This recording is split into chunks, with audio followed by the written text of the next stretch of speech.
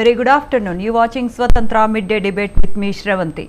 కొంతకాలంగా టాలీవుడ్కి తెలంగాణ సర్కార్కి మధ్య పెరిగిన దూరాన్ని చెరిపివేసే ప్రయత్నాలు మొదలుపెట్టినట్లు కనిపిస్తోంది.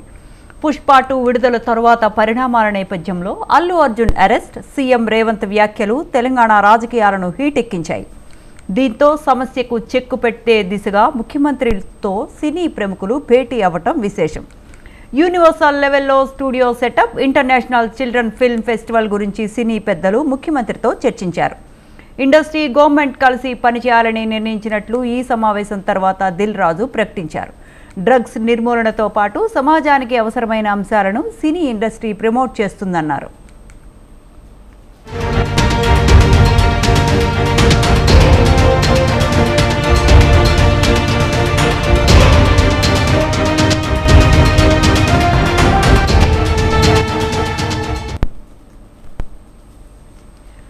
ఇంతకు సమావేశంలో ఏం జరిగింది? బెనిఫిట్ షోలు, టికెట్ ధరల పెంపుపై ముఖ్యమంత్రి వెనక్కి తగ్గుతారా? ప్రభుత్వానికి సహకరిస్తాను అంటున్న ఇండస్ట్రీ ప్రతిఫలంగా ఏం ఆశిస్తోంది? ఇదే అంశాన్ని గురించి ఇవాల్టి మిడ్ డే డిబేట్లో చర్చిద్దాం. ఇవాల్టి మన చర్చా కార్యక్రమంలో మనతో పాటు జాయిన్ అవుతున్నారు రజనీష్ గౌడ్ గారు, టీపీసీసీ లీడర్, శ్రీనివాస్ గారు, బీఆర్ఎస్ లీడర్, బాపిరాజ్ గారు, ఫిల్మ్ ప్రొడ్యూసర్, సురేష్ గారు, సీనియర్ ఫిల్మ్ జర్నలిస్ట్. అందరికీ నమస్కారం అండి. ఫస్ట్ బాపిరాజ్ గారు, మీతో స్టార్ట్ చేద్దాం. అసలు అంటే ఇప్పుడు సీఎం రేవంత్ రెడ్డి గారితో చర్చల సందర్భంగా అంటే మీ ఫిల్మ్ ఇండస్ట్రీ వాళ్ళు సాటిస్ఫై అయ్యారా? అంటే ఇప్పుడే ఇంతకుముందే 1 అవర్ కూడా కాలేదమ్మా. అక్కడి నుంచి వచ్చిన వాళ్ళు ఎవరు కూడా నేను వాళ్ళతో మాట్లాడటం కూడా జరగలేదు. అంటే దిల్ రాజు గారు ప్రెస్ మీట్ పెట్టారండి, కొన్ని అంశాలు చెప్పారు. అవునండి, అవి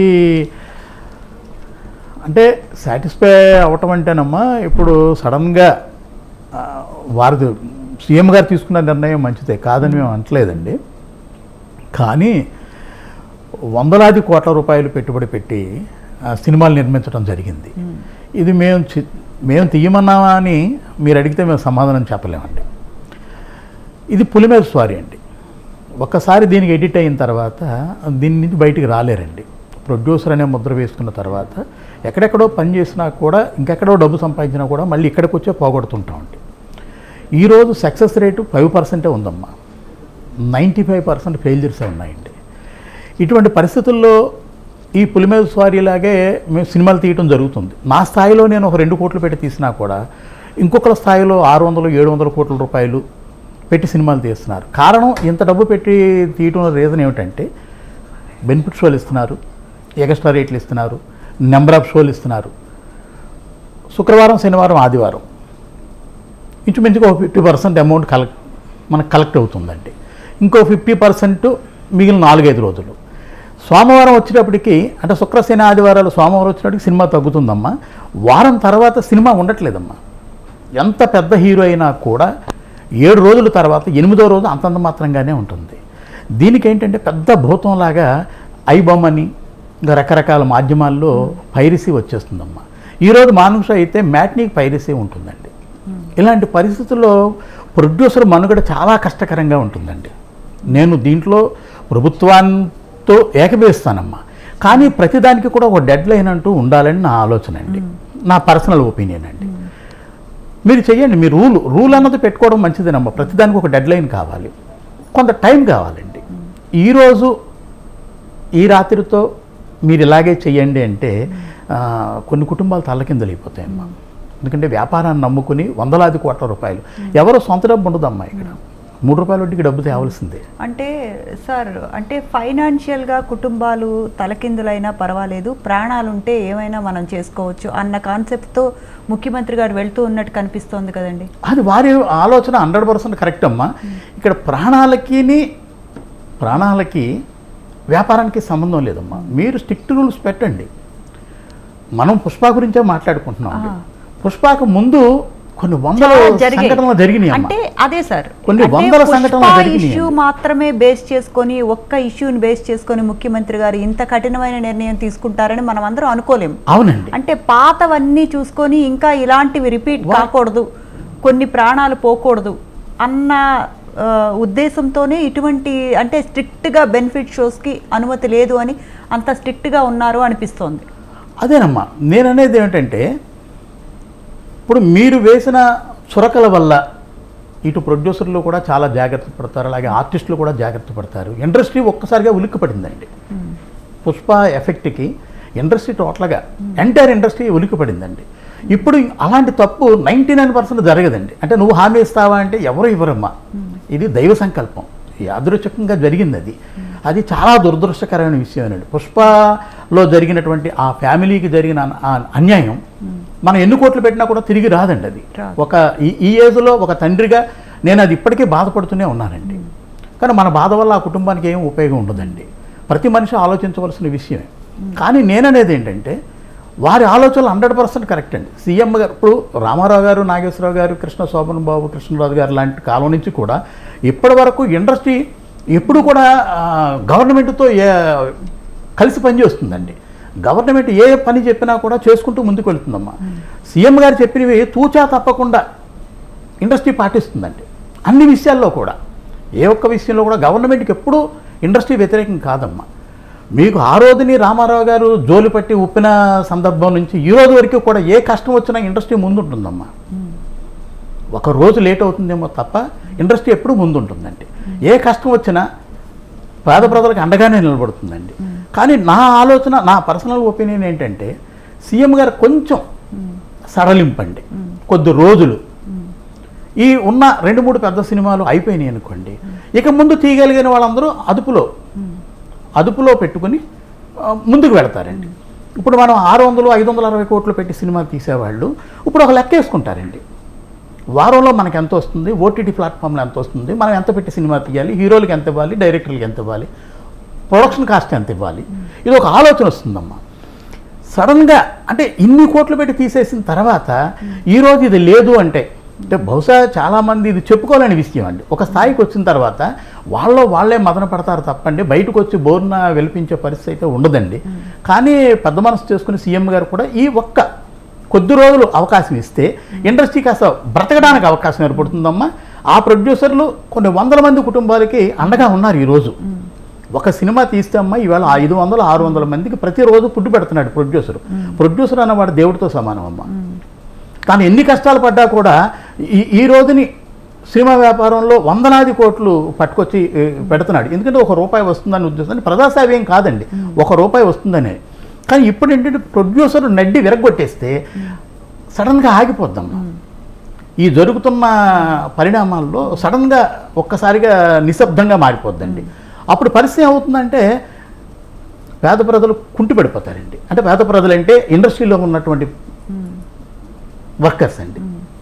వేలాది వర్కర్స్ ఉన్నారండి. ఈరోజు ఒక సినిమా షూటింగ్ జరుగుతుందంటే 500-600 మంది పనిచేస్తున్నారు. వీళ్ళందరికీ ఫుడ్ లేకుండా పోతుందమ్మా. అందుకని దయచేసి పెద్దలు దీని గురించి ఇంకొకసారి ఆలోచిస్తే బాగుంటుందని నా పర్సనల్. మీ ప్రొడ్యూసర్స్ అసోసియేషన్ నుంచి ఎఫ్డిసి చైర్మన్ గా దిల్ రాజు గారు కూడా మాట్లాడతారు. మనం ఒక్కసారి రజనీష్ గౌడ్ గారి దగ్గరికి వెళ్దాం. టీపీసీసీ లీడర్ మనతో పాటు జాయిన్ అయ్యారు. రజనీష్ గౌడ్ గారు నమస్తే అండి. అంటే ఇప్పుడు బాపిరాజు గారు కొన్ని సమస్యలు లేవనెత్తారండి. అంటే కొంచెం కన్సిడర్ చేస్తే బాగుంటుంది, ప్రొడ్యూసర్స్ మనుగడకే ఎఫెక్ట్ వస్తూ ఉంటుంది. అంటే కొన్ని రూల్స్ పెట్టినా కొన్ని అనుమతులు ఇవ్వాల్సిన అవసరం ఉంది అని మన బాపిరాజు గారు కూడా మాట్లాడుతున్నారు. ఇలానే చాలామంది సినీ పెద్దలు కూడా మాట్లాడుతున్నారు. ఇప్పుడు రేవంత్ రెడ్డి గారితో ఇవాళ సినీ పెద్దలు భేటీ సందర్భంగా ఎటువంటి నిర్ణయాలు తీసుకున్నారండి? ముందుగా బాపిరాజు గారు చెప్పింది అంతా నేను శ్రద్ధగా విన్నానండి. ఆయన మాటలకి, ఆయన అభిప్రాయానికి నేను గౌరవిస్తున్నాను. అదే విధంగా ఏదైతే ప్రొడ్యూసర్స్ ఏదైతే బాధపడుతున్నారో, ఏదైతే దానికి వాళ్ళ ఇష్యూస్ ఏదైతే ఫేస్ చేస్తున్నారో దానికి కూడా నేను సంఘీభావం చెప్తున్నాను. అదే విధంగా మనం చూసినట్టయితే ఈ రోజు దిల్ రాజు గారు మరియు సినీ పెద్దలు కలవడం జరిగింది ముఖ్యమంత్రి గారిని. ఈ బిజీ షెడ్యూల్లో ముఖ్యమంత్రి గారు కూడా సుమారు 3 గంటలు మన కమాండ్ కంట్రోల్ సెంటర్ లో వాళ్ళని కలిసి వాళ్ళతో మీటింగ్ చేయడం జరిగింది. ఈ మీటింగ్ లో వాళ్ళు మనకి చాలా సుదీర్ఘంగా చర్చలు చేశారు. చర్యలు ఏం తీసుకోవాలా, ముందుకు ఎట్లా పోవాలా అని చాలా ఒక డెప్త్ గా డెలిబరేషన్ చేసి ముందరకు పోయినట్టు మనకు తెలుస్తుందండి. అదే విధంగా మనం చూసినట్టయితే ఏ విధంగా మరి ఈ ఫిలిం ఇండస్ట్రీ, అదే గవర్నమెంట్ అండ్ ఫిలిం ఇండస్ట్రీ రెండు ఒక రైల్ పట్టాల లాంటిది, ఒక ట్రాక్ లాంటిది. రెండు కలిసి ముందలికి పోవాలి అని ఏదైతే రేవంత్ రెడ్డి గారు ముఖ్యమంత్రి గారు గౌరవనీయులు చెప్పినారో, అదే విధంగా ముఖ్యమంత్రి అయినాక ఆయన 8 జీవోలు ఏదైతే తీసుకొచ్చినారో ఈ cinema industry, Telugu film industry favourable గా, అదొకటి గుర్తు చేస్తూ, అదే విధంగా హైదరాబాద్ ని ఒక ఇంటర్నేషనల్ హబ్ గా ఏ విధంగా చేయాలా, హాలీవుడ్ ఫిలిమ్స్ ని కూడా ఇక్కడికి వచ్చి ఏ విధంగా వాళ్ళు షూటింగ్ చేసుకునేటట్టు మనం వాళ్ళకి ఒక ఫెసిలిటీస్ కల్పించాలా, ఏ విధంగా మనము ఇప్పుడు నంది అవార్డ్స్ ఏదైతే జరుగుతున్నాయో దాని పేరు మార్చి గదర్ అవార్డ్స్ అని పెట్టినారో, దానికి నరసింహరావు కమిటీ అని ఏదైతే వేసినారో దాంట్లో కూడా సిఫారసులు ఇవ్వమని చెప్పడం జరిగింది. అదే విధంగా తెలంగాణని ప్రమోట్, పార్టిసిపేట్, ఇన్వెస్ట్ అని 3 మార్గదర్శకాలతో ముందుకు పోతూ డ్రగ్ అబ్యూస్, ఉమెన్ సేఫ్టీ, కులగణ సర్వే, ఈ 3 కూడా ఈ సినిమా ఇండస్ట్రీ చెందినటువంటి ప్రముఖులు, హీరోలు, ఈ తారలు ఎవరైతున్నారో వీళ్ళు పార్టిసిపేట్ చేసి, ఎందుకంటే మరి సొసైటీ మీద డైరెక్ట్ గా వీళ్ళ ఇన్ఫ్లుయెన్స్ ఉంటుంది కాబట్టి వీళ్ళు ముందరికి రావాలని చెప్పేసి ఏ విధంగానైతే రిక్వెస్ట్ చేసినారో, వాళ్ళకి సూచనలు చేసినారో అదొకటి ఇక్కడ చర్చ చేసినట్టు మనకు తెలుస్తుంది. అదే విధంగా ఈ టాలీవుడ్ బాలీవుడ్ కాన్క్లేవ్ తెలంగాణలో జరగాలని చెప్పేసి, టెంపుల్ టూరిజం అనేసి, ఈ తెలంగాణ హైదరాబాద్ ని మనం ఒక సినిమా హబ్ లాగా చేయాలని చెప్పేసి ఏదైతే మనము ముఖ్యమంత్రి గారు మాట్లాడారో దీన్ని అంతా కూడా స్వాగతిస్తూ, ఈ రోజు ఎఫ్డిసి చైర్మన్ దిల్ రాజు గారు ఏదైతే సినిమా ఇండస్ట్రీ తరఫున వాళ్ళ తరఫున లీడ్ చేస్తూ ముందుకు వచ్చినారో వాళ్ళు కూడా ప్రెస్ మీట్ లో చెప్పడం జరిగింది. నేను చూశాను అది. ఆ ప్రెస్ మీట్ లో ఆయన చాలా క్లియర్ గా చెప్పినారు, we are very happy with whatever chief minister Revanth Reddy గారు హాస్ గివెన్ అస్ అష్యూరెన్స్. మేము చాలా సంతృప్తిగా ఉన్నాము, చాలా సంతోషంగా తిరిగి వెళ్తున్నాము. తెలంగాణ ఫిల్మ్ ఫెడరేషన్ కానివ్వండి, లేదా తెలుగు ఫిల్మ్ ఫెడరేషన్ కానీ ఎట్లా దీన్ని ముందలకి తీసుకుపోవాలా, 4 అడుగులు ఇంకా ఎట్లా ముందల పోవాలా, భవిష్యత్తులో దీన్ని ప్రపంచ స్థాయిలో ఎలా తీసుకుపోవాలని చెప్పి డిస్కషన్ జరిగినట్టు, అదే విధంగా వాళ్ళు చాలా సంతోషంగా సంతృప్తిగా ఉన్నట్టు తెలుస్తుందండి. యాక్చువల్లీ అంటే రజనీష్ గౌడ్ గారు, అంటే మీరు అంటే మొన్న రేవంత్ రెడ్డి గారు కానీ డీజీపీ గారు కానీ కొన్ని వ్యాఖ్యలు చేశారు. అంటే సోషల్ మీడియాలో పోస్టులు పెట్టద్దు, ఇంకా ఈ విషయం కోసం అంటే సంబంధం లేని వాళ్ళు మాట్లాడవద్దు అన్న తర్వాత కూడా అంటే ఇంకా కాంగ్రెస్ వాళ్ళు ఇంకా దాడులు ఆపట్లేదు. అంటే ఇప్పుడు పగటి వేషాలు మానుకొని బతకడానికి వచ్చావు, అలానే బ్రతుకు, ఆంధ్రోడివి అంటే నిజామాబాద్ రూరల్ కాంగ్రెస్ ఎమ్మెల్యే భూపత్ రెడ్డి ఇందాకనే కొన్ని వ్యాఖ్యలు చేసినట్టున్నారండి. ఇలాంటి వ్యాఖ్యలు అంటే దీన్ని మీరు ఇంకా కంట్రోల్ చేయట్లేదా అండి? రజనీష్ గారు వినపడుతోందా? రైట్. శ్రీనివాస్ గారు నమస్తే అండి. రైట్. బాపిరాజు గారు, అంటే ఇప్పుడు అంటే నిజ జీవితంలో కూడా హీరోగానే ఉండాలి, అంటే సినిమాల్లోనే కాదు అన్న వ్యాఖ్యలు అంటే ఇప్పుడు కొన్ని సూచనలు చేసినట్టు కనబడుతోంది.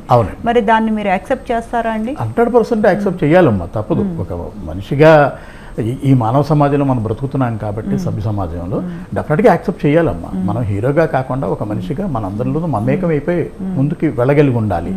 ఐఆమ్ హీరో అంటే కుదరదండి. ఎప్పుడు కూడా మన గతంలో తీసుకుంటే పెద్దవాళ్ళు, పేరుకు ముందు రామారావు గారి పేరు నేను చెప్పగలుగుతున్నానంటే, ఆ రామారావు గారి దగ్గర నుంచి కింద హీరోల వరకు కూడా ప్రజల్లో కలిసిపోయారండి. కొన్ని రామారావు గారి ఇంటికి కొన్ని 100 బస్సులు ప్రతిరోజు, కొన్ని 100 బస్సులు పెద్ద క్యూలో ఉండేయండి. అంటే దేవుడిగా చూసేవారు. కారణం ఆయన మనుషుల్లో కలిసిపోయేవాడండి. మనిషి ఒక కష్ట సుఖాలు తెలుసుకునేవారు. ఆ వాళ్ళకి మనం ఏం కావాలి? పార్టీ పెట్టిన 9 నెలల్లో సీఎం అవడం అంటే మాటలు కాదమ్మా. జనంలో కలిశాడు కాబట్టి ఆయన మహానాయకుడు అయ్యాడండి, దైవాంత సంభూతుడు అయ్యాడు. దేవుడిగా కొన్ని ఇళ్లలో కృష్ణుడు కానీ రాముడిగా కానీ ఆయన ఫోటోలు పెట్టుకున్న ఇల్లు కూడా మా వైపు కొన్ని ఉన్నాయండి, ఈస్ట్ గోదావరి వెస్ట్ గోదావరిలో. ఆ రకంగా మీరు చెప్పేది 100%. అంటే బాపిరాజు గారు, మీరు కూడా ఫిల్మ్ ప్రొడ్యూసర్ అసోసియేషన్లో మెంబర్గా ఉన్నారా? అవునమ్మా. అయితే మెంబర్గా ఉండేటప్పుడు అంటే మీరు దిల్ రాజు గారికి ఇప్పుడు ఎఫ్డిసి చైర్మన్ ఇచ్చినప్పుడు మీ ప్రాబ్లమ్స్ ఏంటి, కొన్ని ప్రాబ్లమ్స్ కన్సిడర్ చేయాలి అంటే ఇలా మీరే మనుగడ ఎలా, ప్రొడ్యూసర్స్ మనుగడ ఎలా అన్నది మీరు లేవనెత్తారు కాబట్టి, అంటే దిల్ రాజు గారు కూడా ఒక ప్రొడ్యూసర్ కాబట్టి మరి మీరేమైనా సలహాలు సూచనలు ఏమైనా ఇచ్చారా? అంటే అమ్మా, ఈ రోజు నుంచి మొదలవుతుందమ్మా. వాళ్ళు వెళ్ళొచ్చారు, ప్రెస్ మీట్ పెట్టారు, అన్నప్రసన్న రోజున ఆవకాయ తినలేం కదమ్మా, ఇది కొంచెం టైం కావాలండి. ఈ రోజు వాళ్ళు వెళ్ళొచ్చారు కాబట్టి 1 by 1 ఎవరి ప్రాబ్లమ్స్ వాళ్ళు చెప్తారు. ఇక ఇకపోతే నాలాంటి ప్రొడ్యూసర్కి ఎప్పుడు కూడా ఇబ్బంది ఉండదమ్మా. ఎందుకంటే నేను గీసే ఆ 1-2 కోట్ల రూపాయల్లో ఏదో కింద మీద పడి చేసుకుంటాం, లేదు ఇంకొకసారి ప్రయత్నం చేస్తాం. ఈ రోజున పడిపోయినా కూడా ఇంకొక సినిమాలో మళ్ళీ ట్రై చేస్తాం. గత 45 సంవత్సరాలు బట్టి నేను ఇదే వ్యాపారం చేస్తున్నానండి. నాలాంటి ప్రొడ్యూసర్లకు వచ్చే ఇబ్బంది ఏమి ఉండదమ్మా. ఎందుకంటే ఈరోజు ఓటీటీ ప్లాట్ఫామ్ పెద్ద భూతంలా వచ్చేసిందమ్మా. ఈ ఓటీటీ ముందు ఏ సినిమా ఆగట్లేదు. ఒకప్పుడు తెలుగు సినిమా మాత్రమే చూసేవారండి.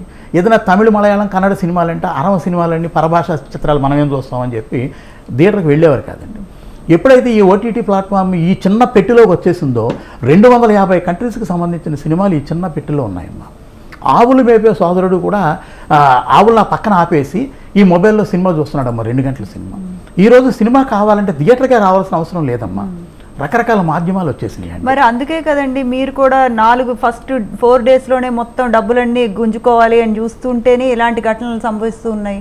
అవునమ్మా, అంటే ఇప్పుడు ఈ సోషల్ మీడియా ఉధృతం అయిపోయిన తర్వాత ఏది మనం గుప్పెట్లో దాచలేకపోతున్నామమ్మా. నేను ఇంతకుముందే చెప్పాను, ఐబొమ్మ లేదా రకరకాల మాధ్యమాల్లో సినిమా వచ్చేస్తుంది. అలాంటప్పుడు ప్రొడ్యూసర్ ఎలా బ్రతుకుతాడు? మరి అలాంటప్పుడు ప్రైవసీ కోసం మీరు గట్టిగా పోరాటం చేయాలి కదండి. అంటే ఇలా టికెట్ల రేట్ల కంటే కూడా ప్రైవసీ కోసం ఇలాంటి ఐబొమ్మ లాంటి సైట్స్ని అంటే ఎంకరేజ్ చేయకుండా దాన్ని బ్యాన్ చేసేలాగా మీరు ఫస్ట్ ఈ డిమాండ్ కదా తీసుకురావాలి. అవునమ్మా, దానికోసం మేము చాలా కాలం బట్టి పోరాడుతున్నాము. పెద్ద లీగల్ టీం ఉందండి, దానికోసం కొంత ఫండ్స్ ఖర్చు పెడుతున్నారు ప్రొడ్యూసర్లు.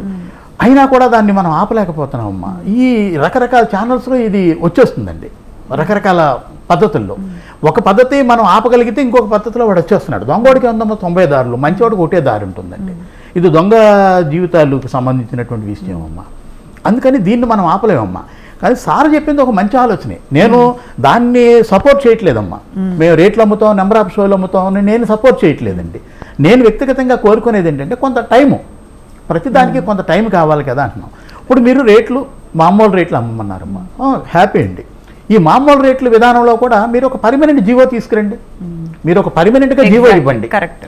మీరు ఒక పర్మనెంట్ జీవోగా ఇస్తే ఆ జీవోలో ఎన్ని క్లాసులు ఉండాలి అమ్మా. ఇదివరకు గతంలో నేను వ్యాపారంకి వచ్చిన కొత్త నేను ఒక థియేటర్ ఎగ్జిబిటర్గా గాను, డిస్ట్రిబ్యూటర్గా, ప్రొడ్యూసర్గా ఈ 3 సెక్టార్లోనూ నేను వ్యాపారం చేసిన వాడిని అమ్మా. నేను వ్యాపారం చేస్తున్న అప్పటి నుంచి ఇప్పటి వరకు వచ్చిన మార్పు ఏంటంటే 4 క్లాసులు నా థియేటర్ నేను ఒక 15-16 థియేటర్లు లీజులకి తీసుకుని కూడా వ్యాపారం బాగున్న రోజుల్లో నేను చేశానండి. అప్పుడు నేల, బెంచి, కుర్చీ రిజర్వ్డ్ అమ్మ 4 క్లాసులు అండి. First class, second class, third class, fourth class అండి. ఈ 4 క్లాసుల్లో కూడా మినిమమ్ అంటే 20% ఫ్లోర్కి ఉండాలి, అక్కడి నుంచి ఇంకో 20% బెంచీకి ఉండాలి, ఆ తర్వాత అప్పర్ క్లాసులు అండి, మిగిలిన 2 క్లాసులు కూడా అలా అమ్మాలనేది ఒక రూల్ ఉందమ్మా. మీరు ఇప్పుడు ఆ రూల్ని అమలు చేయండి, మేము మీతో సపోర్ట్ చేస్తాం. మీరు మా కోసమే మీరు ఆ జీవో పెడితే డెఫినెట్గా మేము దాన్ని తూచా తప్పకుండా పాటిస్తామమ్మా. నేల 50 రూపాయలు చెయ్యండి, బెంచి 100 రూపాయలు చెయ్యండి, క్లాస్ టికెట్ 150 రూపాయలు చెయ్యండి. ఇంకా పెద్దవాళ్ళ రెక్లైనర్స్ రకరకాల వచ్చినాయి కాబట్టి అవి 200 చెయ్యండి. అవి ఎన్ని ఉంటాయమ్మా? థియేటర్కి అంతా కలిపితే 20 సీట్లు కూడా ఉండవండి. మీకు 120 మంది 100 మంది నేల టికెట్లు, ఇప్పుడు 20 టికెట్లు కూడా ఉండలేదు థియేటర్లో అండి. అటువంటి 100 మంది ఆ 50 రూపాయలకి సినిమా చూస్తారు కదమ్మా, అది మీరిచ్చే గొప్ప వరం కిందే ఉంటుందండి. అలాగే ఇంకొక విషయం ఏంటంటేనమ్మా, సిటీలో ఇప్పుడు మల్టీప్లెక్స్లు తీసుకోండి, ఒక 500 సిట్టింగ్ ఉన్న కెపాసిటీకి ఉన్న థియేటర్కి ఈ 500 సీట్లు కూడా ఒకే లైన్లో ఉంటాయమ్మా. చివరిలో 500 నెంబర్ వచ్చినప్పుడు కూడా 150 రూపాయలు పెట్టి టికెట్ కొనవలసిందేనండి. అంటే వాడు ఇలా సినిమా చూడాలమ్మా. అవునండి, అది ఇబ్బందికరమైన విషయం అండి. నేను చెప్పే పద్ధతిలో అంటే మీరు సింగిల్ స్క్రీన్లకి ఎలాగా మల్టీప్లెక్స్లో మనం ఏమి చేయలేం, అవి కార్పొరేట్ ఆఫీసులు కాబట్టి కార్పొరేట్ స్టైల్లో ఉంటుందండి. నా బోటోడు మాట్లాడినా అది జరగదు. అందుకని సింగిల్ స్క్రీన్లకి ఈ పద్ధతిలో మీరు ఇచ్చుంటే డెఫినెట్గా థియేటర్లు బ్రతుకుతాయేమో, మళ్ళీ సినిమా వ్యాపారం సస్యశ్యామలం అవుతుంది. చాలా వరకు థియేటర్లు సైట్ వాల్యూ పెరిగిపోయిన మీదట థియేటర్లు కొట్టేసి మల్టీప్లెక్స్లని, లేకపోతే మాల్స్ అన్ని, లేకపోతే ఇంకా ఏదో, లేకపోతే రియల్ ఎస్టేట్గా చేసేస్తున్నారమ్మా. చాలా ప్లేసుల్లో థియేటర్లు ఉండట్లేదండి. కొంతకాలానికి సింగిల్ స్క్రీన్లు పోయి పూర్తిగా మల్టీప్లెక్స్లు పరిస్థితి వస్తుందండి. అప్పుడు మల్టీప్లెక్స్ ఇంకా ఘోరంగా ఉంటుంది కదమ్మా. మీరు 150 రూపాయలు 200 పెట్టుకుని నేల టికెట్, ఇప్పుడు నేల తీసుకోవాలనుకున్న సోదరుడు కూడా నేల టికెట్ కొనలేని పరిస్థితి అండి. 150-200 పెట్టి ఇంకా అతను ఎట్లా కొనగలుగుతాడమ్మా? మనం దానికోసమని ఇండస్ట్రీని బ్రతికించాలి అంటే ఈ జీవో కంపల్సరీగా రావాలమ్మా. ఇంకొక విషయం ఏంటంటే, హైదరాబాద్ సిటీ తీసుకోండి, సిటీలో 150 రూపాయలు ఉంది కదండి. సిటీ కొంచెం పక్కకి వెళితే అక్కడ 150 రూపాయల రేట్ ఇవ్వరమ్మా. అవునండి, 100 రూపాయలు 90 రూపాయలు ఉంది ఇస్తారండి. అక్కడికి ఇక్కడికి లేనిది ఏమిటనేది నా ప్రశ్న అమ్మా. వాళ్ళు బ్రహ్మాండంగా థియేటర్ తయారు చేశారు, పూర్తిగా ఎయిర్ కండిషను, సేమ్ మంచి infrastructure. Sitting, salaries same salaries అండి, కరెంట్ బిల్ సేమ్. మరి ఆ ఎగ్జిబిటర్ ఎలా బ్రతుకుతాడమ్మా? నేను ఈ రోజున ఎగ్జిబిటర్ కాదు, నేను ఒక ప్రొడ్యూసర్గా మాత్రమే కొనసాగుతున్నాను. అయినా నేను ఎగ్జిబిటర్ కష్టాలు కూడా నాకు తెలుసు కాబట్టి నేను వాళ్ళ వైపు మాట్లాడుతున్నానండి. ఆ ఎగ్జిబిటర్ మీకు ఎట్లా గంటగలుగుతాడండి? ఇంకొక విషయం అమ్మా, ఈరోజు ఒక సినిమా ఆ ఎగ్జిబిటర్ తీసుకురావాలంటే అతనికి ఫ్రీగా సినిమా ఇవ్వరమ్మా. అతను ఏదో హైరు సినిమా చేసుకోవాలి. 4 లక్షలు. ఒక్కసారి శ్రీనివాస్ గారు బీఆర్ఎస్ లీడర్ మనతో పాటు జాయిన్ అయ్యారు. శ్రీనివాస్ గారు నమస్తే అండి. నమస్తే అండి. నమస్తే. అంటే గతంలో కూడా ఇలాంటి సమస్యలు చాలా వచ్చాయి, మరి మీ బీఆర్ఎస్ వాళ్ళు ఇటువంటి చర్యలు కానీ ఏమీ తీసుకోలేదా అండి? దేనిపైన తీసుకోలేదు.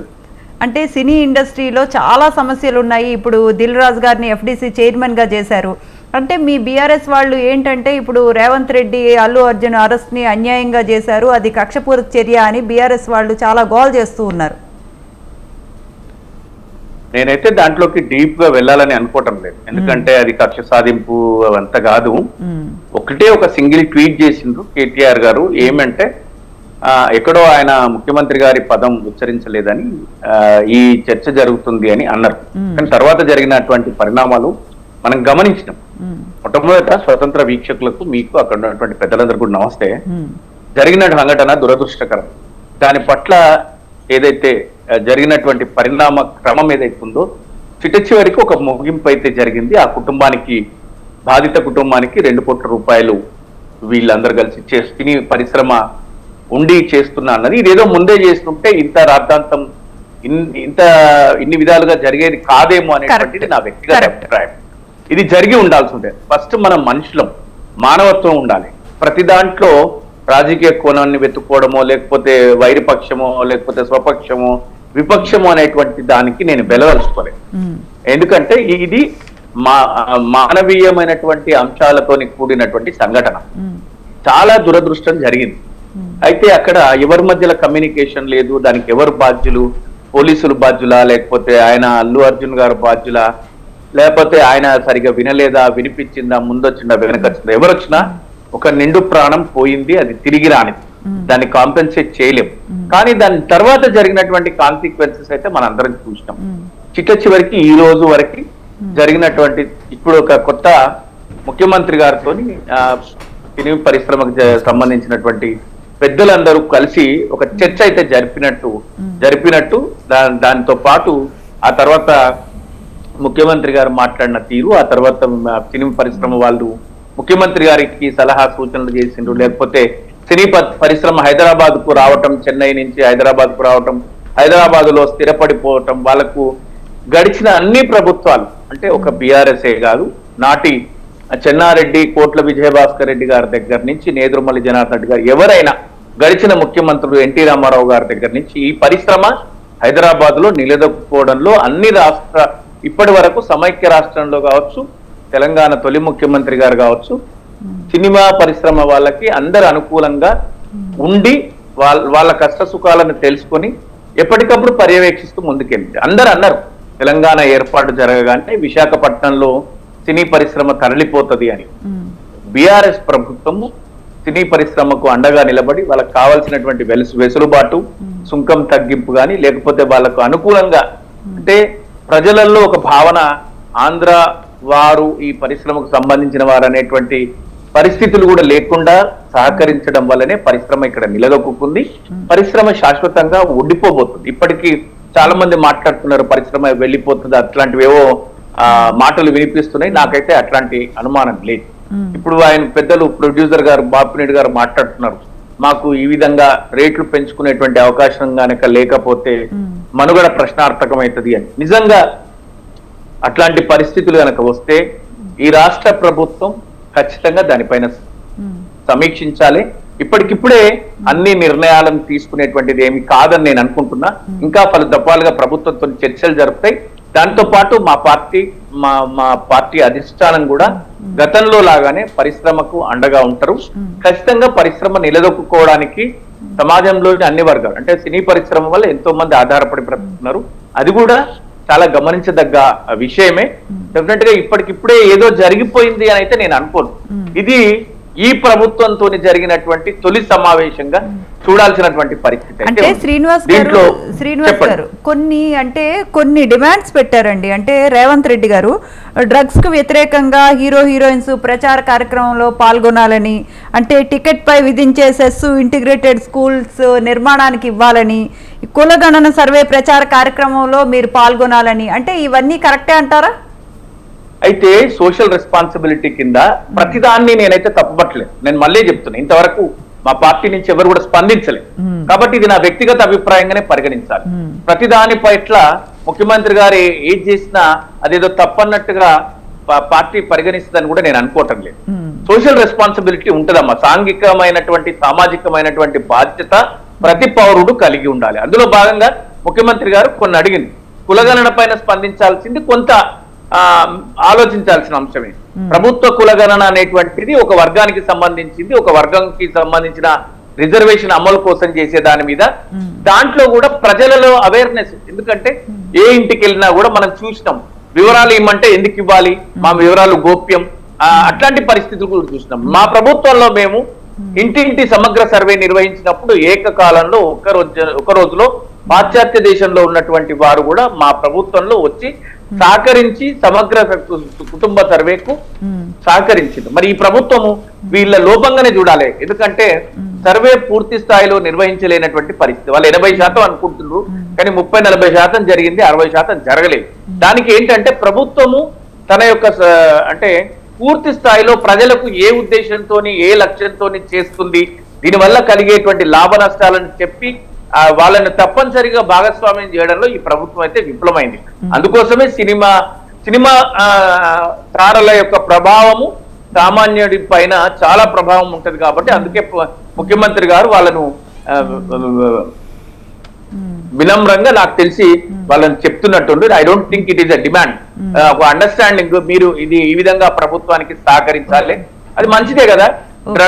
డ్రగ్ ఫ్రీ స్టేట్ చేయాలి, దానికి సినిమా తారలు సహకరించాలనే మాట తప్పుపట్టాల్సినటువంటి అవసరం లేదు. సోషల్ రెస్పాన్సిబిలిటీ కింద ప్రభుత్వం చేయాలి. సినీ పరిశ్రమ నిలదొక్కుండేటట్టు వాళ్ళ లాభ నష్టాలలో గాని వాళ్ళ కష్టాలలో గాని ఈ ప్రభుత్వం పాల్పంచుకోవాలి. ఈ ప్రభుత్వం చేయలేము అని నిర్దిగ్ధంగా తోసిపుచ్చి న్యాయమైన కోరికలు ఏవైనా ఉంటే మా పార్టీ ఖచ్చితంగా స్పందిస్తుంది. ఈ పరిశ్రమకు అండగా నిలబడుతుంది. ఈ పరిశ్రమ హైదరాబాద్ వదిలిపోకుండా నిలబెట్టడంలో బీఆర్ఎస్ పార్టీ 10 సంవత్సరాల ప్రభుత్వం వాళ్ళకు సహకరించింది.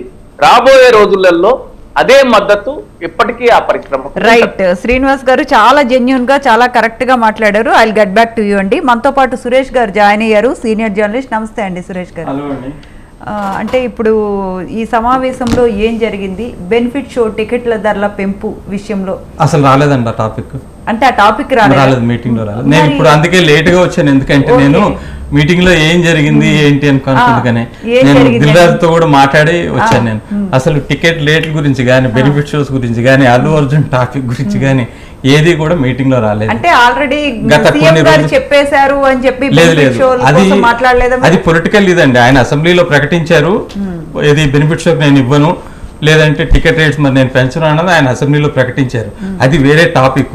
ఇప్పుడు ఇండస్ట్రీ తరఫున వెళ్ళినప్పుడు అది రాలేదు. ఎందుకంటే కమింగ్ సంక్రాంతికి ఏ సినిమాలు ఉన్నాయి? 3 సినిమాలు ఉన్నాయి. 3 సినిమాలు ఎవరివి? దిల్ రాజు 2, మిగతా సినిమా కూడా ఆయనే డిస్ట్రిబ్యూషన్ చేస్తున్నాడు. సో ఆయన ఏంటంటే టికెట్ రేట్ కావాలంటే ఆయన ఇండివిజువల్ గా వెళ్ళి అడగాలి, అంతేగాని ఇండస్ట్రీ అందరి తరఫున వెళ్ళి టికెట్ రేట్ అడగడానికి పనికిరాదుగా.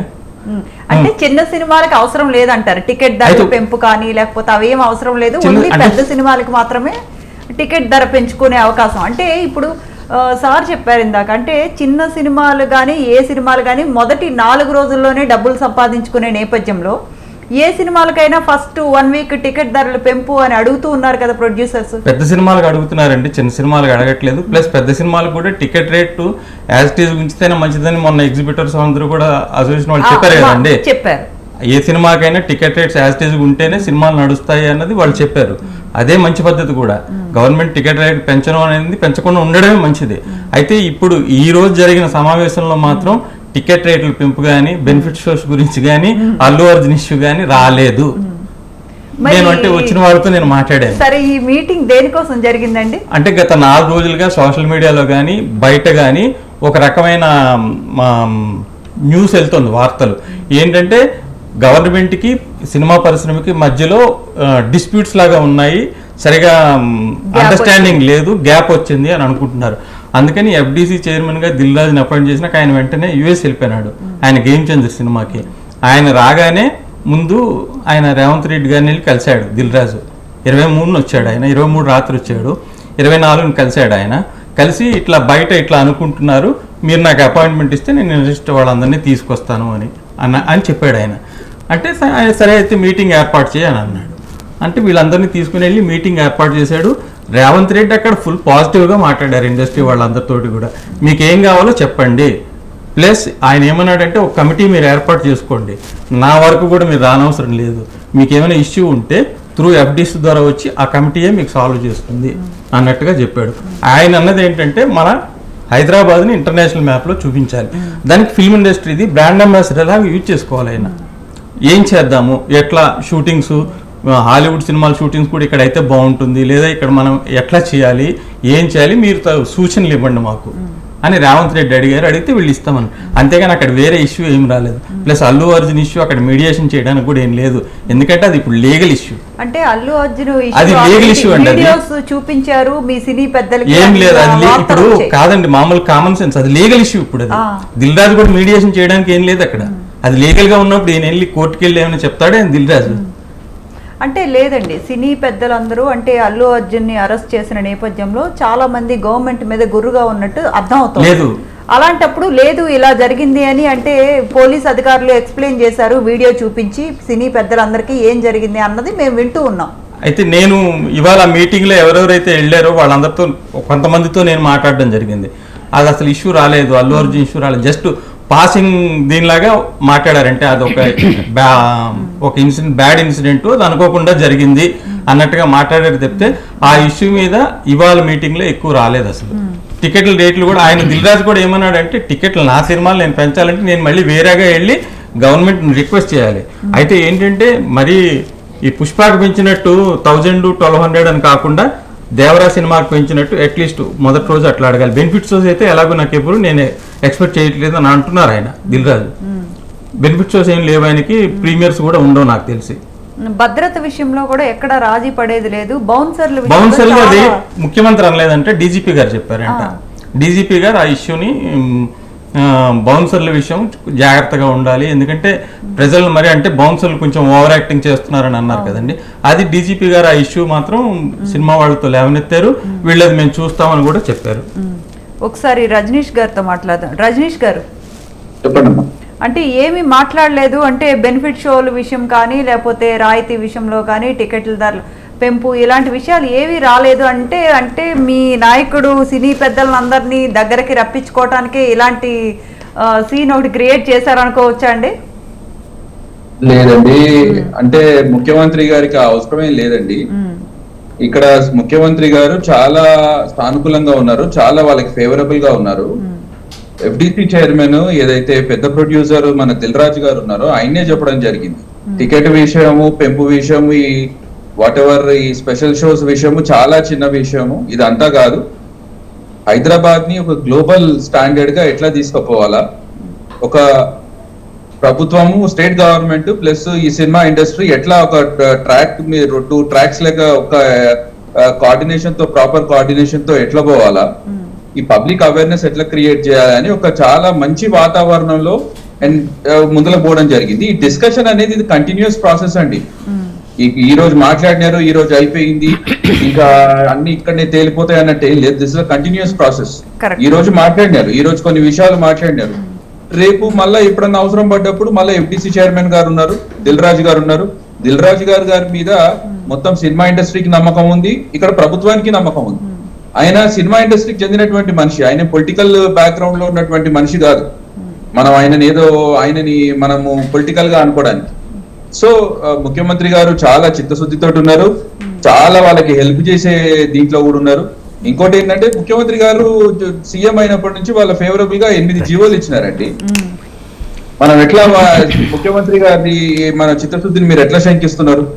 ఇంకొకటి ఏంటంటే జీవో అంటే గుర్తొచ్చింది, మన ఇందాక బాపిరాజ్ గారు ఇంకా పర్మనెంట్ అంటే టికెట్ల రేట్ల విషయంలో ఒక పర్మనెంట్ జీవో తేవాలి అని ఒక విజ్ఞప్తి చేశారు. దానిపైన ఏమైనా ఆలోచించే అవకాశం కనిపిస్తోందండి? ఇప్పుడు ఆల్రెడీ కొన్ని రెగ్యులేషన్స్ ఉన్నాయండి. తహసీల్దార్ గారు ఈ టికెట్ విషయంలో ఎవరికి ఎంత ఇవ్వాలా అనేది, ఈ 30% పబ్లిక్ ఇవ్వాలా, 30% గ్రూప్ బుకింగ్ చేయాలా, 30% ఆన్లైన్ లో పెట్టాలని చెప్పేసి ఇది ఒక రెగ్యులేషన్ ఉంది. ఐఎమ్ క్లియర్, నాకు ఉన్నట్టు నాకు తెలుసు, నేనే చదివిన జియో.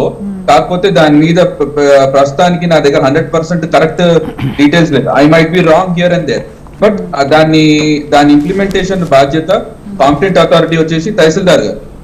అయితే దాన్ని ప్రాపర్ గా ఇంప్లిమెంట్ చేస్తలేదు. కొన్ని మల్టీప్లెక్స్ కానీ సినిమా థియేటర్లు కానీ దాని మీద చర్యలు తీసుకోవాలా, అది తీసుకుంటారండి. దాన్ని కూడా దీన్ని చేస్తారు. బాబిరాజు గారు చెప్పింది నిజమే, కొన్ని రెగ్యులేషన్స్ చేయాలి, ఇది వరకు చేయాల్సింది, కాకపోతే చేయలేదు. ఇప్పటికన్నా నేను చెప్పినట్టు ఇది కంటిన్యూస్ ప్రాసెస్.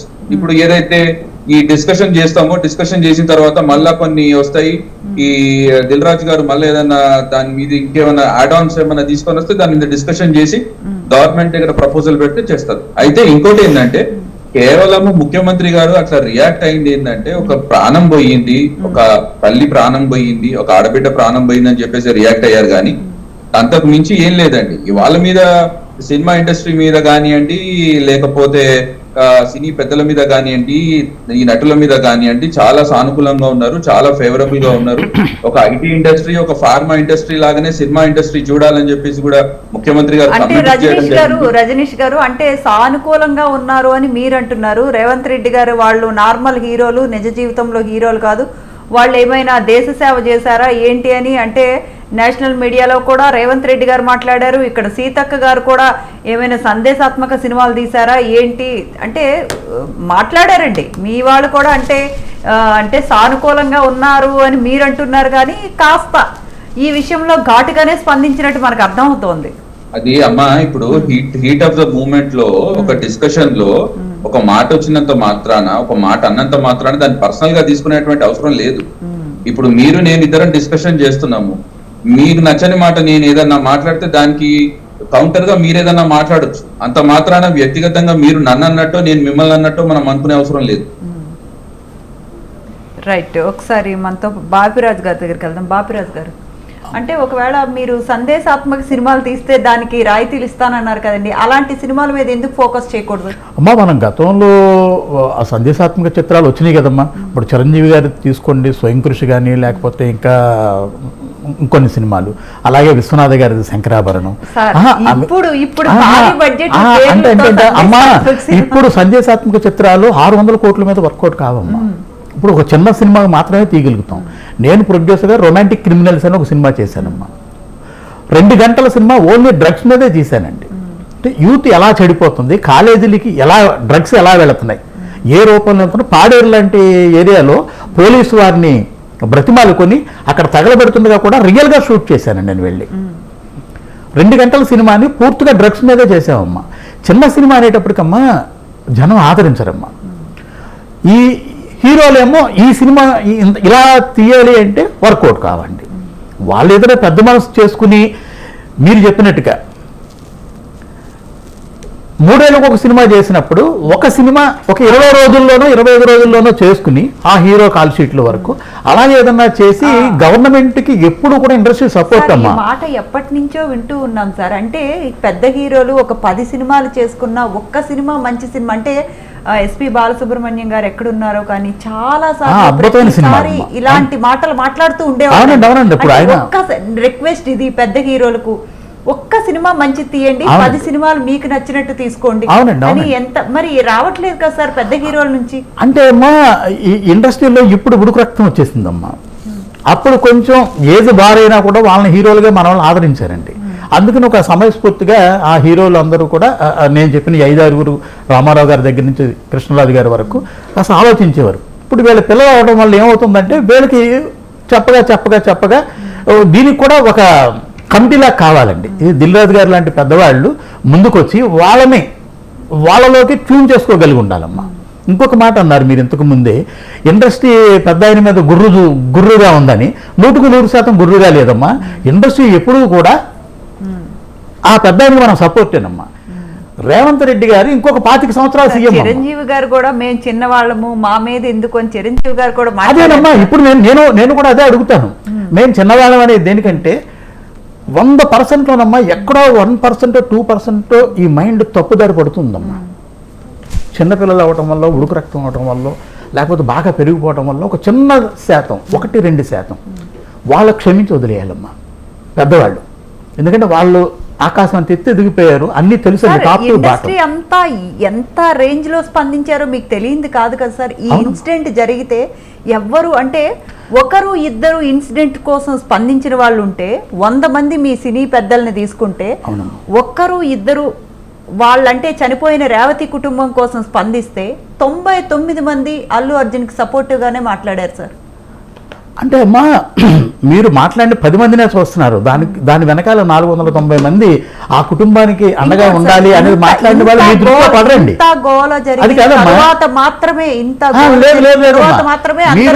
అంటే చెక్కులు ఇవ్వటం కానీ డబ్బులు ఇవ్వటం కానీ వాళ్ళకి డబ్బులు చెందటం కానీ జరిగింది. కానీ అంతకు ముందు ఇప్పుడు దిల్ రాజు గారు ఉన్నారు సార్, అల్లు అరవింద్ గారు ఉన్నారు, రీసెంట్ గా వాళ్ళని వెళ్ళి పరామర్శిస్తున్నారు. అంతకు ముందు చేయలేదు కదా? లేదమ్మా, ఇది దిల్ రాజు గారు సడన్ గా ఊరు ఆయన జరగటం ఏంటంటే ఇన్సిడెంట్ జరిగిన వెంటనే ఆయన షూటింగ్ కోసం ఆయన వెళ్ళిపోయాడండి. దిల్ రాజు గారు వచ్చిన తర్వాత దీన్ని ఒక దారికి తీసుకొస్తారు, అప్పుడు ఒక లైన్లో వెళ్ళాలి అన్నది ఆలోచనేనమ్మా. అంటే ఈ రోజు నేను ఇది చెప్తున్నా కూడా మీరు నమ్మకపోవచ్చు, ఇది కొంత అమౌంట్ హీరో, ప్రొడ్యూసర్స్, డైరెక్టరు వీళ్ళు కొంత అమౌంట్ తీసుకెళ్ళి వాళ్ళకి ఇవ్వాలన్నది ఫ్రమ్ ది 2వ రోజు నాకు తెలుసమ్మా. అది ఇన్సిడెంట్ జరిగిన 2వ రోజు కాకుండా 3వ రోజు అండి. 3వ రోజు నాకు తెలుసమ్మా. అది 2వ రోజు నేను అక్కడ సంజయ్ థియేటర్లో గొడవ జరిగినప్పుడు ఆ అమ్మాయి చనిపోయిందని తెలిసినప్పుడు అండి వెంటనే సంజయ్ థియేటర్ మేనేజర్ పేరు శ్రీనివాస్ అమ్మ, ఆ చార్ట్ చూస్తాడు, అతనికి ఫోన్ చేసి నేను మాట్లాడటం జరిగిందమ్మా, నేను వెళ్ళటం కూడా జరిగిందమ్మా. కానీ నా బోటోని ఎవరో పట్టించుకోరమ్మా, అక్కడ ఏదో వెళతాం, అర్ర పాపం జరిగింది, ఇలాంటి ఇన్సిడెంట్ ఇంకెప్పుడు జరగకూడదని దేవుడిని ప్రార్థిస్తాం, వచ్చేస్తామమ్మా.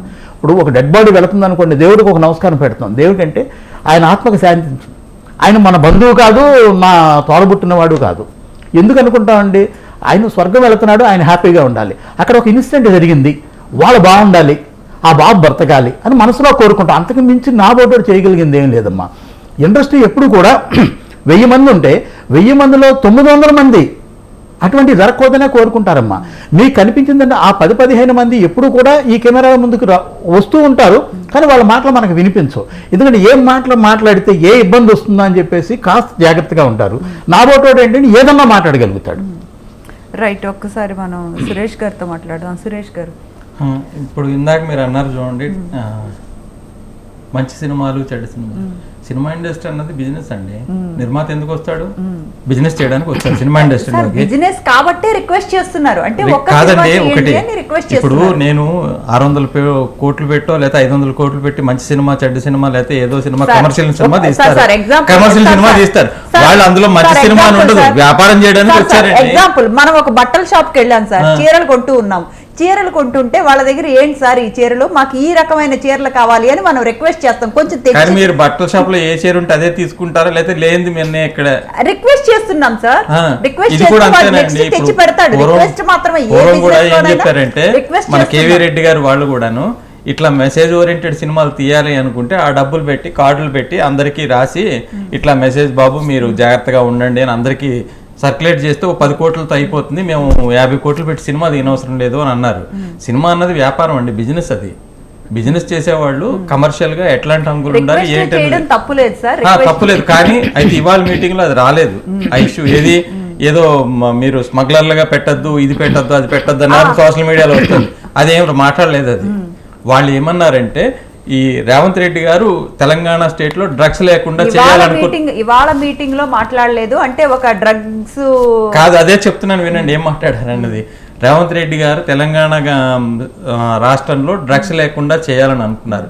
దానికి మీ సినిమా హీరోలకి మీకు ఎక్కువ ఫాలోయింగ్ ఉంటుంది, మీరు చెప్తే చాలా మంది ఫాలో అవుతారు కాబట్టి ప్రతి సినిమా ముందు మీరు ఆ డ్రగ్స్ తీసుకోవద్దు, అది ఉంటుంది కదా, వీడియోలు పెడుతున్నారు కదా, అది కంపల్సరీ మీరు పెడితే అది బాగుంటుందని ఆయన చెప్పాడు. వీళ్ళు దానికి అగ్రీ అయ్యారు.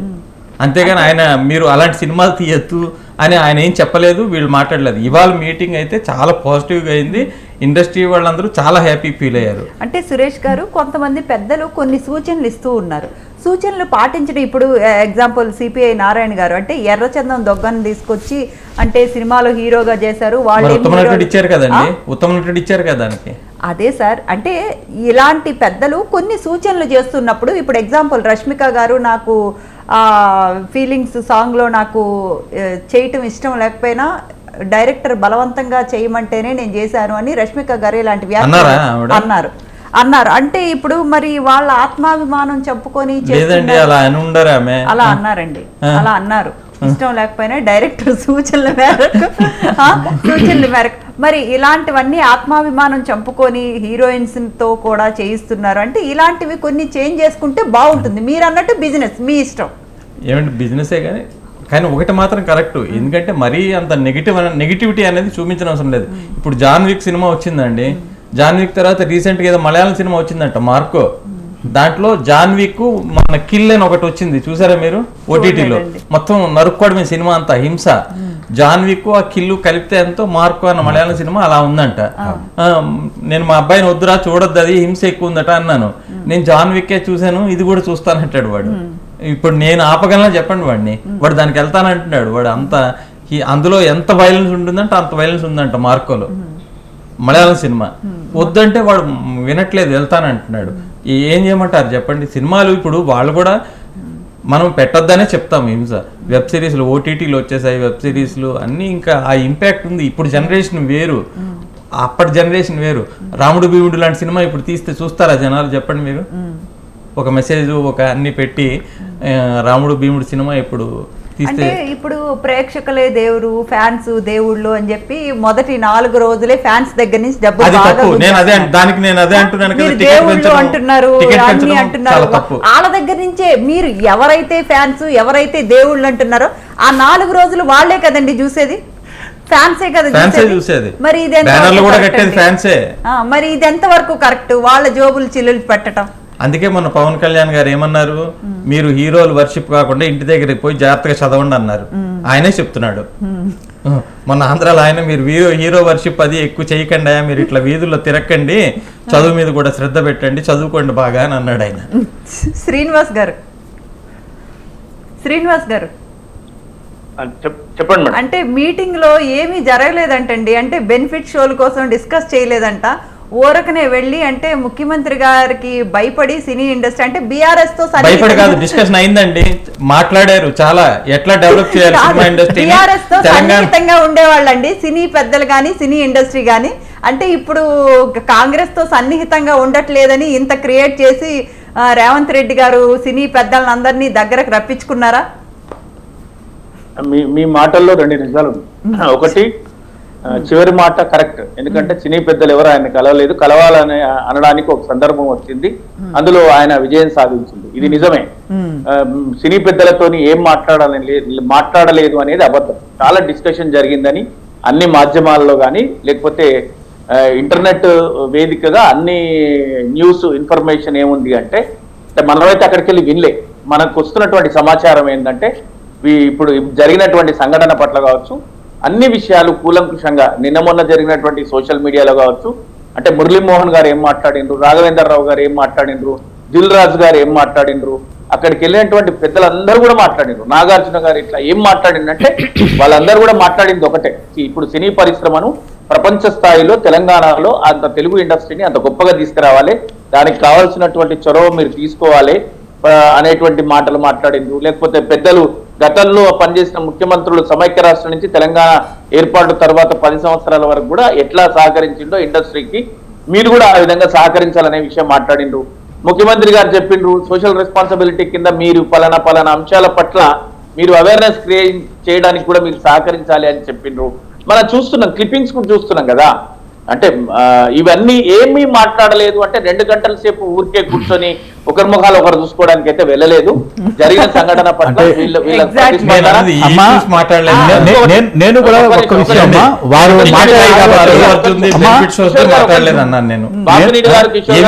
అది కాదమ్మా, నేను ఒక్క విషయం వారు అన్నారు కాబట్టి పాజిటివ్ గా జరిగిందండి. సినిమా ఇండస్ట్రీ వాళ్ళు ఏమడిగారో వాళ్ళన్నిటికీ నేను ఒక్క నిమిషం కంప్లీట్. ఇప్పుడు ఏమంటే వాళ్ళు వెళ్ళి అడిగిండ్రు పరిశ్రమ ఇంకా ఎట్లా విస్తరించాలి, పరిశ్రమ గొప్పగా ప్రపంచ పటంలో గుర్తించబడే విధంగా తెలంగాణలో పరిశ్రమ ఏ విధంగా ఉండాలి, దానికి మీరు సహకరించాలి. ఈ ఇండస్ట్రీకి గతంలో తోడ్పాటు చేసిన ముఖ్యమంత్రులందరూ ఏ విధంగా తోడ్పాటు తిన్నారో మీరు మాకు ఆ విధంగా ఉండాలి, ఇది రెసిప్రొకేషన్, మీకు కూడా మేము అట్లా సహకరిస్తాము అని మాట్లాడింది. ఇది చాలా ఓపెన్ అమ్మా, ఇంట్లో దాపరికాలు లేవు. ఇంకో విషయం కిషోర్ గారు అన్నారు, సినిమా వ్యాపారం అయిపోయింది. ఏదైనా కూడా ఈరోజు సంబంధాలు, అనుబంధాలు, కుటుంబ బాంధవ్యాలు అన్నీ కూడా వ్యాపారం అయిపోయినాయి. కాబట్టి ఎవరు కూడా నాకేంటి నీకేంటి అనేటువంటి ఆలోచనతోని సమాజము ఒక 2 దశాబ్దాల నుంచి ఆ విధంగా మారిపోయింది. కాబట్టి సందేశాత్మక చిత్రాలను అందించి వాళ్ళ సొమ్ము పోగొట్టుకునే పరిస్థితుల్లో ఇండస్ట్రీ లేదు, సందేశాన్ని అందిస్తా అంటే వినే పరిస్థితుల్లో వీక్షకులు లేరు. అంటే అలాంటి పరిస్థితులు వచ్చేసినాయి. ఇప్పుడు వీరికి ఆ పరిస్థితులలో డబ్బు పోగొట్టుకునే ప్రయత్నం వాళ్ళు చేయరు, ఎవరు చెప్పినా వినరు. సో సమాజంలో అనేకమైనటువంటి మార్పులు వచ్చినాయి. మీరు గ్లోబలైజేషన్ అంటారా, టెక్నాలజైజేషన్ అంటారా, లీగలైజేషన్ అంటారా, అన్ని ఐజేషన్లు తీసుకొచ్చింది ఏంది అంటే మనుషుల మధ్యన అంతరాన్ని పెంచినాయి, ఆర్థిక సంబంధాలు, మానవ సంబంధాలు అయిపోయినాయి. కాబట్టి డబ్బే ప్రామాణికంగా కొనసాగుతున్న ఈ సందర్భంలో ఇంకా సందేశాలు ఏముంటాయి పెద్దగా చూడండి. ఇప్పుడు జరిగిన సంఘటననే గొప్ప సందేశాన్ని ఇచ్చింది తెలంగాణ సమాజానికి. యావత్ ప్రపంచం కూడా నివ్వరపోయే సంఘటన జరిగింది. ఒక సంఘటన జరిగితే దాని పట్ల పెద్దోళ్ళంతా ఒకవైపు, పేదోళ్ళంతా ఒకవైపు ఉండిపోయిన పరిస్థితిని అయితే మనం గమనించాం. ఇట్లాంటి సంఘటనలు పునరావృతం కాకుండా చూసుకోవాల్సిన కనీస సామాజిక బాధ్యత ప్రతి సాటి మనిషిలో ఉండాలి. అది పోయి ఇంకా చర్చలు జరిపి ఏం జరగలేదు, ఏం మాట్లాడలేదు, మేము అందరం అంత బాగున్నాం, ముఖ్యమంత్రి గారు బ్రహ్మాండంగా మాట్లాడినరు, ముఖ్యమంత్రి గారు సహకరిస్తా అన్నారు, ముఖ్యమంత్రి గారు, ఇది కాదు. వాస్తవాన్ని మాట్లాడుకునే ధైర్యం మనకు ఉండాలి, వాస్తవాన్ని చర్చించుకునేటువంటి పరిస్థితుల్లో మనం ఉంటే అదే గొప్ప సందేశం. ఆ దిశగా మనందరం ప్రయాణం చేసినప్పుడు సమాజంలో చెప్పండి. మీరు మీ కేటీఆర్ గారు ట్వీట్ చేశారు, అదే రేవంత్ రెడ్డి పేరు మర్చిపోయినందుకు ఇంత చేశారని. ఇప్పుడు బాగా గుర్తు పెట్టుకునేటట్టు చేశారు కదండి రేవంత్ రెడ్డి గారు. నేను అదే అంటున్నాను, ఆయన అందరూ గుర్తుపెట్టుకుంటారు. పేరు మర్చిపోయారు, రేవంత్ రెడ్డి గారు కక్ష పెట్టుకున్నారు అనేది చాలా అబద్ధం అమ్మా. అది 100% నేను ఈ విషయాన్ని ఖండిస్తున్నాను. పేరు మర్చిపోవడమో కాదు, రేవంత్ రెడ్డి గారు కక్ష పెట్టుకున్నట్టు కాదమ్మా. శ్రీనివాస్ గారు కంప్లీట్ చేయండి. మాట్లాడండి సార్. ఒక విషయం ఏమంటే అమ్మా, ఇప్పుడు ప్రభుత్వం వచ్చిన తర్వాత అంటే సమాజంలో ఉండే పెద్దలు ఆ ప్రభుత్వంతో కలవనప్పుడు, లేకపోతే వాళ్ళు కొంత ఓ రకంగా ఉన్న పరిస్థితులలో ప్రభుత్వం గాడిలోకి తెచ్చుకునేటువంటి భాగంగా కొన్ని వరుస సంఘటనలు జరిగినాయి. ఈ సంవత్సరంలో కాంగ్రెస్ ప్రభుత్వం చేపట్టింది. ఈ రోజు ముఖ్యమంత్రి తను అనుకున్నది సాధించిండు, ఇందులో ఎట్లాంటి సందేహం లేదు. ఇది మా పార్టీ కూడా గమనించాయి. నాకు తెలిసి మా పార్టీ పెద్దలు కూడా త్వరలో లేదు సార్ శ్రీనివాస్ గారు బాగా మాట్లాడారు. అయితే ఆయన చెప్పిన దాంట్లో కూడా నేను 80% ఆయన చెప్పిన దానికి నేను ఏకీభవిస్తా. ఆయన ఒకటి చెప్పింది ఏంటంటే, ఇంతకు ముందే నేను పాయింట్అవుట్ చేద్దాం అనుకున్నా కానీ ఫస్ట్ కులగణ సర్వే నుంచి స్టార్ట్ చేస్తే, కులగణ సర్వే ఇప్పుడు అవేర్నెస్ చేసి అండర్స్టాండింగ్ కల్పించి సర్వే చేద్దామని ఇప్పుడు మేము కాంగ్రెస్ గవర్నమెంట్ ఆలోచనలో ఉన్నాం. అప్పుడు ఏం చేసిండ్రు, మీరు రాకపోతే మీకు బెనిఫిట్స్ రావు, మీ దాంట్లో మీకు ఓటర్ జాబితాలో మీ పేరే లేకుండా చేస్తామని చెప్పి భయపెట్టిస్తే ఇక దుబాయ్కి వెళ్ళి, అమెరికాకి వెళ్ళి అందరు వచ్చి సర్వే చేసుకొని పోయినారు. అదొకటి. నెక్స్ట్ ఇంకొకటి ఏంటంటే, ఇక్కడ పేరు మర్చిపోయి పేరు గుర్తు పెట్టుకోవాలి అదేం లేదమ్మా. తెలంగాణ ముఖ్యమంత్రి పేరు ఎవరికన్నా తెలియకపోతే వాళ్ళ అజ్ఞానం అది. తెలంగాణ ముఖ్యమంత్రి పేరు మర్చిపోతే ఇక వాళ్ళు మత్తులోనే ఉండాలా, మైకంలోనే ఉండాలా. అది ఏం కాదు. ఇక్కడ అల్లు అర్జున్ గారు చాలా గౌరవిస్తారు ముఖ్యమంత్రి గారిని. ఇదే రేవంత్ రెడ్డి గారు ముఖ్యమంత్రి గారు ఒక మీటింగ్ లో కూడా చెప్పడం జరిగింది. నేషనల్ మీటింగ్ మీరైతే అన్నారు, నాకు బంధువులే అవుతాడు, అంతా మేమంతా ఒకటే, నా పేరు మర్చి అదంతా ఏం లేదు, అదంతా పిచ్చి మాటలు, అదంతా క్రియేషన్ మాటలు అని చెప్పినారు. ఇంకోటి ఏంటంటే, రేవంత్ రెడ్డి గారు కేవలము ఇక్కడ ఆ ఒక ప్రాణము బలి అయిందని చెప్పేసి దానికి ఇంకొకసారి మళ్ళా పునరావృతం కావద్దనే ఒక ఉద్దేశంతో చేసినారు కానీ ఇంకోటి కాదు. అక్కడ పోయింది డిస్కషన్ కే. శ్రీనివాస్ గారు ఒక మంచి మాట చెప్పారు. అంటే ఈ ఇష్యూ మూలంగా పేదలందరూ ఒకవైపు, పెద్దలందరూ ఒకవైపు వచ్చారు అన్నది మాత్రం నిజమండి. ఈ ఇష్యూ మూలంగా ఎట్లమ్మా అంటే గవర్నమెంట్ సైడే ఉన్నారండి, మీ సైడే ఉన్నారు. పేదలు మీన్స్ గవర్నమెంట్ సైడే ఉన్నారు. అంటే సినీ ఇండస్ట్రీ ఏంటి అన్నది మాత్రం తెలిసింది ప్రజలకు అన్నది మాత్రం ఒకటి అర్థం అవుతోంది మనకి. ఇక్కడ వాళ్ళని కూడా వేరు చేయాల్సిన అవసరం లేదమ్మా. ఇప్పుడు సినీ ఇండస్ట్రీ కూడా డెఫినెట్ గా పబ్లిక్ తోటే ఉన్నారు, గవర్నమెంట్ తోటే ఉన్నారు. వాళ్ళని వేరు చేసి సమాజంలో నుంచి వాళ్ళని వేరు చేసే అవసరం లేదు. రైట్. ఎవరు వేరు చేయాలండి, సమాజం ఒక రెండు భాగాల్లో విడిపోయింది. ఎవరు వేడి చేసినా ఎవరు వేరు చేయకపోయినా సమాజం రెండు భాగాలుగా విడిపోయింది. ఒకప్పుడు కులాలు ఉండే, ఇప్పుడు కులాలు లేవు. ఇప్పుడు ఒకటే కులం ఉంది, ఉన్నోంది ఒక కులం, లేనోంది ఒక కులం. ఇంకా మళ్ళీ ఇంట్లో మనకు శశపిషాలు అవసరం లేదు. వాస్తవం ఇప్పుడు చర్చలలో మనం ఏదన్నా మాట్లాడచ్చు, కానీ వాస్తవం తెలుగు సినిమా ఇండస్ట్రీ సీఎం గారిని కలవలేదంటూ అబద్ధం అమ్మా. కారణం ఏంటంటే మా ప్రెసిడెంట్ ఇప్పుడు studio sector, producer sector, distributor sector, exhibitor sector, 4 సెక్టార్లు ఉంటాయమ్మా తెలుగు ఫిల్మ్ ఛాంబర్లో. 2 రాష్ట్రాలకి సంబంధించినది ఇక్కడ ఉంది. ఇప్పుడు చిరంజీవి గారు ఫస్ట్ సీఎం రేవంత్ రెడ్డి గారు సీఎం అయిన తర్వాత అభినందించారండి. చెప్పిందండి, రేవంత్ రెడ్డి గారు ప్రమాణ స్వీకారం చేసినాక ముఖ్యమంత్రి అయినాక మూవీ ఆర్టిస్ట్ అసోసియేషన్ వాళ్ళు వెళ్ళారు, అలాగే ఫిల్మ్ ఛాంబర్ తరఫున ఎవరు వెళ్ళారు, చిరంజీవి గారు ఇండివిజువల్ గా వెళ్ళారు, బాలకృష్ణ గారు ఇండివిజువల్ గా వెళ్ళారు, సురేష్ బాబు, వెంకటేష్ అదే అంటున్నాను. అప్పుడు అలా ఇండివిజువల్ గా వెళ్ళి ఒక యూనిటీ లేదు అప్పుడు ఇండస్ట్రీలో, ఎవరికి వాళ్ళు ఇండివిజువల్ గా వెళ్ళారు. ఇప్పుడు అందుకనే రేవంత్ రెడ్డి గారు ఏం చేశారంటే ఎఫ్డిసి చైర్మన్ గా దిల్ రాజుని నేను అపాయింట్ చేస్తున్నాను. దిల్ రాజు అనే వ్యక్తి ఇటు ఇండస్ట్రీకి అటు గవర్నమెంట్ కి కావాల్సిన వ్యక్తి. దిల్ రాజు అడగలేదు, రేవంత్ రెడ్డి దిల్ రాజుని పిలిచి నువ్వు ఎఫ్డిసి చైర్మన్ గా ఉంటే బాగుంటుంది, ఎందుకంటే నువ్వు అటు ఇండస్ట్రీకి ఇటు మాకు కూడా కావాల్సిన వాడు కాబట్టి నువ్వు మధ్యలో ఆ సమతూకం నువ్వు చేయగలవు అని పెట్టారు దిల్ రాజుని పెట్టిన తర్వాత ఇది ఫస్ట్ టైం అందరినీ తీసుకొని కల్పించారు. కొంచెం మీ సినీ ఇండస్ట్రీలో మీ పెద్దలు కానీ లేకపోతే హీరోస్ కానీ ప్రొడ్యూసర్స్ కానీ డైరెక్టర్స్ కానీ పెట్టుకునే బౌన్సర్స్ కూడా అందరూ కాకపోయినా చాలా మంది వరకు చాలా ఓవర్ యాక్షన్ చేస్తున్నారన్న విమర్శలు మాత్రం ఎక్కువ ఉన్నాయి సార్. అవి 100% కరెక్టేనమ్మా, దాన్ని ఏదో సడలించుకుంటారు. నేను చెప్పేది ఏంటంటే ఇప్పుడు మా తెలుగు ఇండస్ట్రీ నుంచి సీఎం గారిని కలవలేదు అని కూడా అబద్ధం అమ్మా. ఎందుకంటే మా భరత్ భూషణ్ గారు అని చెప్పి మా కొత్త ప్రెసిడెంట్ 6 మాసాలు అయిందండి ఆయన ప్రెసిడెంట్ గా హ్యాండ్ ఓవర్ చేసుకుని వెంటనే ఫస్ట్ టైం ఆయన ఫస్ట్ కలిసింది రేవంత్ రెడ్డి గారిని. కలిసి సార్ మేమంతా కలిసి మేము రావాలనుకుంటున్నాం, మీకు సన్మానం చేయాలనుకుంటున్నాం అని చెప్పి చెప్పడం కూడా జరిగిందమ్మా. టైం చూసుకొని మేము చెప్తామని చెప్పారు, అక్కడ అది పోస్ట్ పోయింది. అలాగే మన తెలుగు విజయవాడ చంద్రబాబు నాయుడు గారిని కూడా కలవడం జరిగిందమ్మా. ఇది కలవలేదు అనుకోవడం తప్పండి. మా 4 సెక్టార్ల తరపున ఆయన ప్రెసిడెంట్ కాబట్టి ఆయన కలవడం మాట్లాడటం కూడా జరిగిందండి. ఏదేమైనా మీ సినీ ఇండస్ట్రీ కోరిక అయితే నెరవేరలేదు అన్నట్టుగా తెలుస్తోంది. అంటే బెనిఫిట్ షోలకి అనుమతి అయితే లేదు. అంటే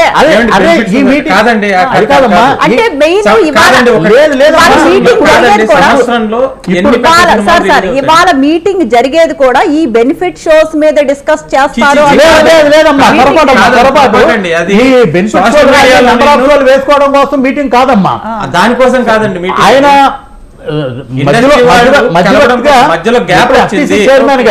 ఎఫ్డిసి చైర్మన్ గారు రకరకాల ఊహాగానాలు అయిపోతున్నాయి. ఇప్పుడు 500-600 1000 ఇంచుమించు యూట్యూబ్ ఛానల్స్ వాళ్ళు పిచ్చి పిచ్చిగా ఏవో అమ్మేస్తున్నారని.